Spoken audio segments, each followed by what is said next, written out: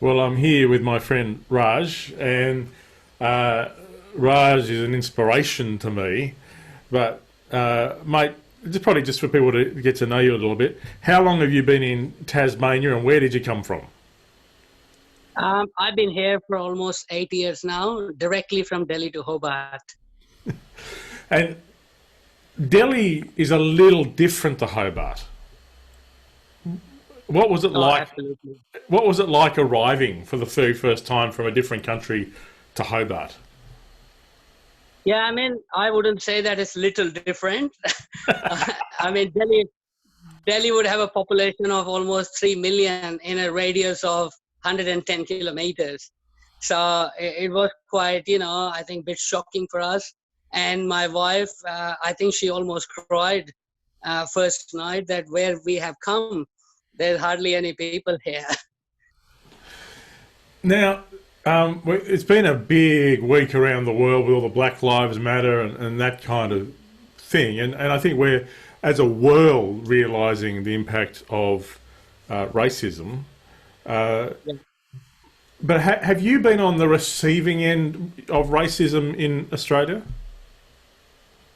I mean, what I would say on that subject, basically, there are different types of racism or discrimination that people actually face during their journey, and I wouldn't say that I've been, directly affected by anything like, being part of a mainstream racism or discrimination on any part, but I do have incidents, where I could recall that at that point of time you could feel that there could be a better solution if you were not with a from a different country or from a different ethnic background. But I mean, uh, as far as my personal opinion is, regarding the discrimination, racism, I think we just need to, and that's what I tell the communities and people I meet, that we just need to push through the negativity and all those people who come through or across that, because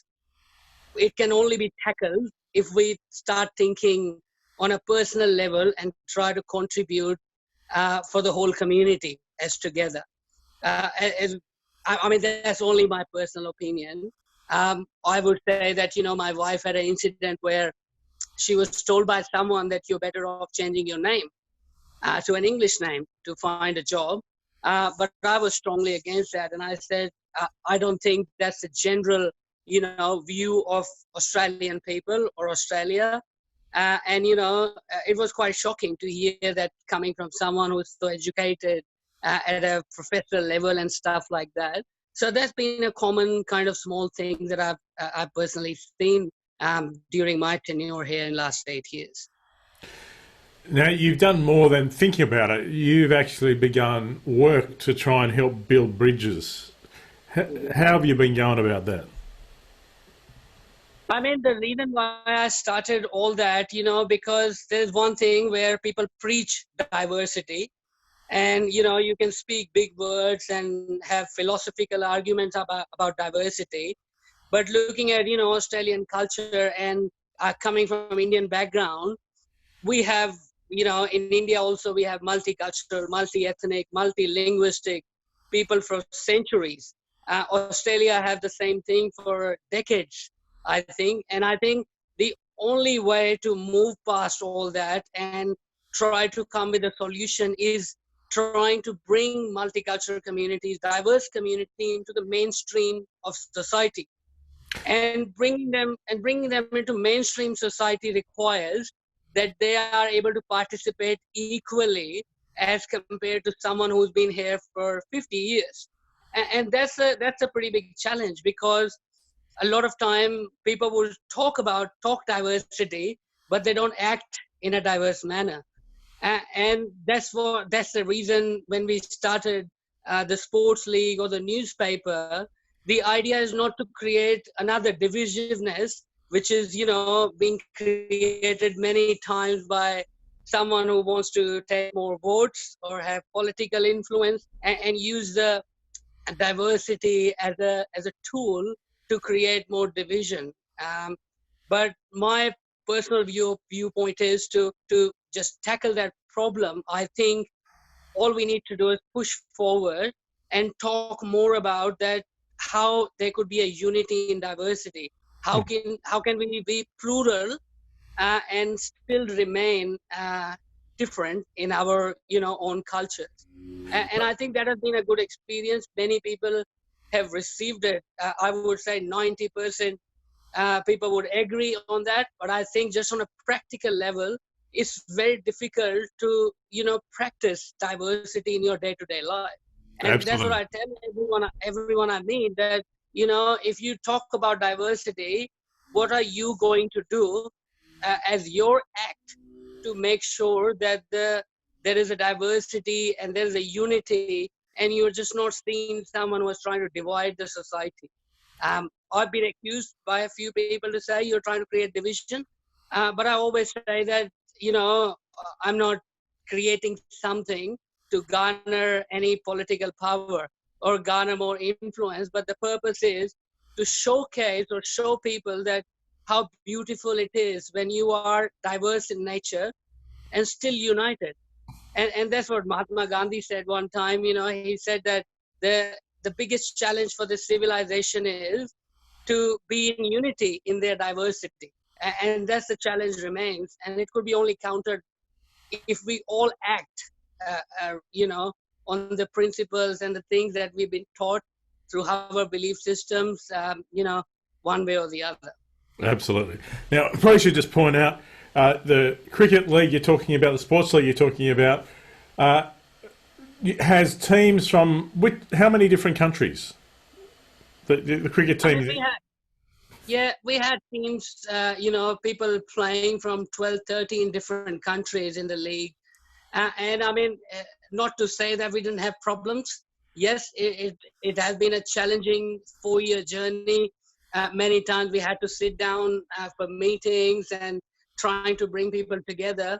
But, it has continued to grow, because at the end of the day, people do realize that, whether I come from India or Pakistan or Nepal or Bangladesh or Bhutan or Syria or Greek, at the end of the day, I love cricket.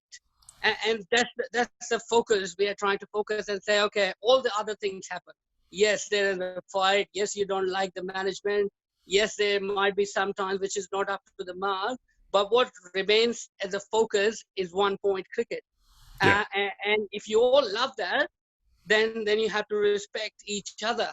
Otherwise, there couldn't be, this league existing, because it cannot exist with one culture only. And it is a remarkable. It's a remarkable league, isn't it? The Australian Cricket Board, I know, are aware of it. Of course, there's a partnership with the Tasmanian Cricket, and it really is a remarkable story. There was a documentary that was on SBS, and in addition to all that, you started a newspaper. Mm-hmm. Tell us about the. Yeah. So again, in saying that the purpose of starting Diverse Tassie was, like I said, that my personal viewpoint is, and I think many people would agree to that, just to showcase the diversity, or say that, okay, we have people from 20 different countries living around us. Where are they? What are they doing? Are we able to support them to have the same voice as anyone who's living here for 40 years? Or who would say that, I belong to Tasmania, and that belonging part is very crucial for everyone to, be able to feel the part of the community. And the purpose of starting the newspaper is, we tell to the community members or people that if you want something that you have to say, and you can't go to the mainstream media to have that viewpoint come across, I'm happy to publish it for you. Because we want to give you a place to express yourself, and at least somebody is going to read your viewpoint. I can make a video on Facebook. If I don't have anyone who's happy to listen to it, what's the purpose? And I'm not able to express myself. How will I be able to say that, I'm part of this mainstream society? I'll always consider myself, I'm multicultural and I'm diverse, but I'm alone. Yeah. And I think that's the steps needs to be taken, to bring people into mainstream and media, sports, job market, employment, all that, and especially the religious, viewpoints. Most of the people are divided on religious viewpoints. That you are from this religion, I'm from that religion, and religion divides people as well again. So I think these are the factors that we are trying to challenge, saying that can we be part of the mainstream society, still remain plural in sense, but when we are there, we are more tolerant of each other. We are able to bridge a gap and make a bridge of solidarity between the communities, irrespective of my religious views, my ethnicity, my race, my color, or my culture, where I come from. Yeah. And just maybe in closing, one other way you express that heart is through with Mohan and John and others, your mates, who you've established IC Church, which stands for Intercultural Church, which is another expression of this intercultural heart. I mean, many people might not like this, but I would say that, coming from a different religious background, coming to a faith in Australia, when I purposely thought that it could be a different, but when I enter the mainstream church again, I personally think it doesn't look different to other religious system practices, and I think it's not a criticism of anyone, but that's my personal viewpoint of outside. And that's again another thing, to give a voice to intercultural communities or people from different backgrounds, a platform to say, well, you could be at the same place on religious values as well. That was the purpose of Intercultural Church, saying no matter what religious background you are from, we welcome you. And that's what the summary or gist that I have gathered from teachings of Jesus, that we are not to question people who you are, why you exist, but we are just to be part of their journey and be part of their life. And that was the purpose to start the Intercultural Church. And I think that's what we want to do in future as well with any project that comes out. So I think, just in summary, for people watching this, what do they need to remember so the future can be different to the past? I would say what people need to remember, or people need to start doing, is, acting by themselves, saying, what am I going to do to make a difference that Australia or Tasmania, as it grows, the division doesn't grow with it. People become more united and become family. How can I teach my child that this person, is Australian? I don't tell them, or I don't need to point it out that this person is a migrant. This person is a person from a different country. So I think, it all starts by yourself, that what are you going to personally do as oneself for the greater good of community. A lot of people will say that one person cannot change the world, but one person has changed the world again and again. Yeah. Jesus did it, Paul did it, Gandhi did it, Martin Luther did it. And I think, if everyone thinks the same way, that we're not going to listen to media stories or Facebook saying, yes, this person is going to take my thing, but, just keep our focus on what our belief is and be grounded in our thing. That's the best step we can take. That's great, mate. Thank you.